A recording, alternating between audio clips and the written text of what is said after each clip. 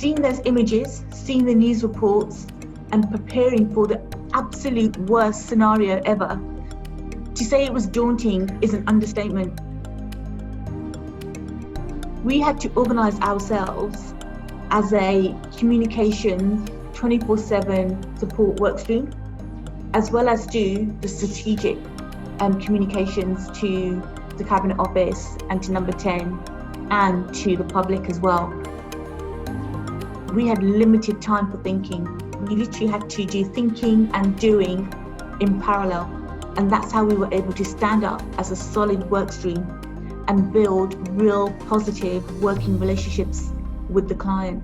We had to work closely with the COVID-19 teams that were set up in the Foreign and Commonwealth Office, the Department of Health and Social Care, of course, and in the BEIS office as well as professional bodies outside, beyond central government.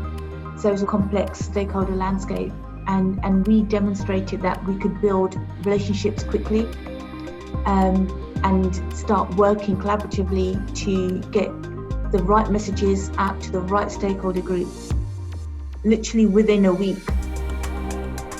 If I was to give you a flavour of a typical day, it could be the Financial Times has published a news story about the ventilator programme, and actually there's some nuggets of information, if not the whole article, that's not a true reflection of what's happening and how the government's approaching the ventilator challenge.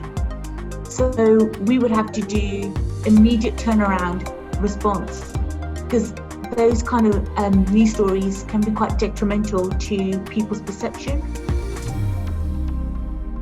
Looking back on the programme from a comms perspective, I think the achievements have been monumental.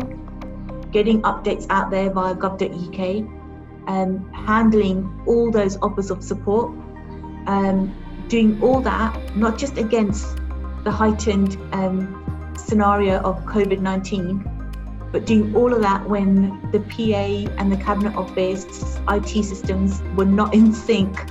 We were working off, fragmented systems here, and we gave the Cabinet Office a sense of relief in terms of we've got this under control, and we really helped ease the load of the client in that regard. So that's a proud moment for us. One of the things that really amazed me was the amazing talent we have in PA. We've got economists in PA, we've got behavioural scientists in PA, we've got experts in business cases, we've got engineers and experts in electronic systems. That's amazing. I don't think many other consulting firms can actually rise to that in terms of capability and skills.